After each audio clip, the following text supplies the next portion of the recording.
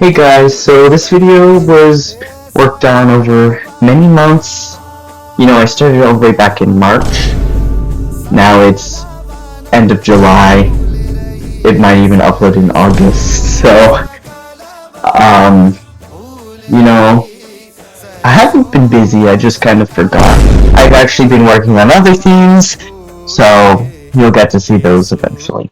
Okay, so let's begin in the ancient period of Koonartha, from 3000 BCE to 800 CE. So the period starts off with the Noongars arriving from Australia. When they arrive, they begin to name a lot of natural vocabulary, and they would also name a lot of the animals and plants. Now, in 350 BCE, Dayak people from Kalimantan, they arrive and bring taro and sago. Then Idala judo is discovered and is used in various dishes. This is basically the vanilla plant only found in Koonartha. In the year 700, the establishment of Srivijaya trading post on Koonartha, and the Srivijaya bring hundreds of Banjar people, and that's a new ethnic group based on a mix of Dayak people and Malay people. They were probably ship crew or slaves, and the Banjar bring rice, bananas, and mung beans.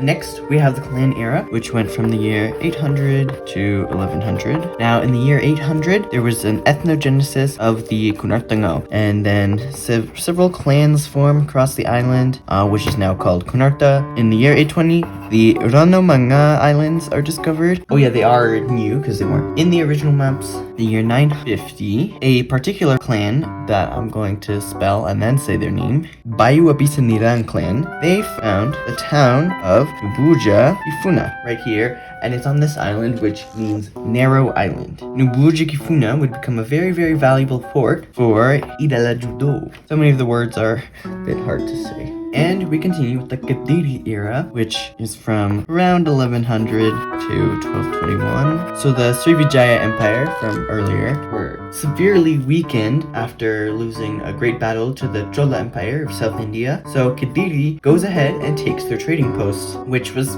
pretty much abandoned by the Srivijaya because Nubuja Kifuna was built around it. In 1112, Koonartha is in full control of the Kadiri kingdom, and it's renamed to Koonarthangar. It's ruled by a Raja Haji, two ways of saying king in Javanese, and his Senapati, which are just the words for military. Now, the Raja Haji was a Hindu-Buddhist king and claimed avatar of Vishnu, but they also brought over Javanese commoners. They built houses for the elites in the Joglo style, and they brought their own art and language. But of course, Javanese has two forms. So the formal form of Asa Jawi becomes the official standard in the government and for trade. In this era, Nubuja Kifuna is renamed to Pulochiut. Pulochiut had its large palace built. It might be wrong, but there's always a square right in the center. Okay, so now I'm back after like 2 months. I had like a renovation and a whole school play. Give me some sugar!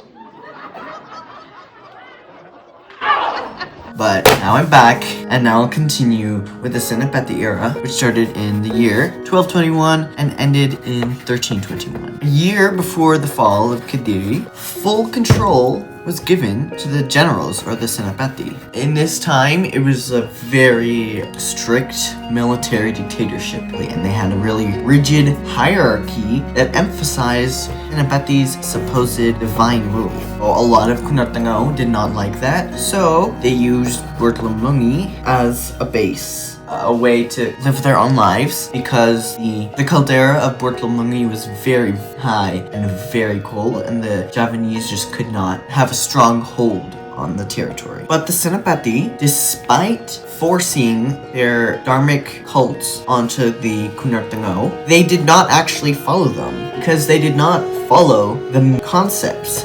Ahimsa, that is the concept of non-violence. Well, of course, they used violence. They did not practice dana, which is the concept of giving freely, and they did not practice Arjava, which is the concept of honesty, which the Koonarthangar, who had been given the Dharmic texts to read, or copies of them, noticed that the Senapati were not following them. So, Dharmic-inspired Koonarthangars peacefully marched from Burtlanlungi, and they were joined by the Javanese commoners who did follow the Dharmic religions. Their goal was to eventually outnumber them by turning their own soldiers on the generals. And that did happen. And eventually, the Senapati were outnumbered, which allowed Koonarthangar to create their own society. So, now we're in the Koonarthangar Confederation period, which was from 1325 to 1753. The Koonarthangar Confederation is made up of self-managed villages and neighborhoods. Its use was called consensus democracy for decisions regarding daily life. The villages and neighborhoods would collaborate regionally with delegates, very clearly distinct from representatives in region centers. Then the regional delegates went to Nubuja Kifuna, which you could say was almost like the capital, but not really. Most of the power belonged in the villages and neighborhoods. But Basa Jawa was continued to be used, but just in trade, Ngoko variety. It was Basa Koonarthangar that was used commonly. Finally, a new writing system was invented in 1345, inspired by Caxoline and Cowan. I'm not finished making the script. I have like 1 or 2 letters. Yeah. Okay, love you guys. Don't forget to smile.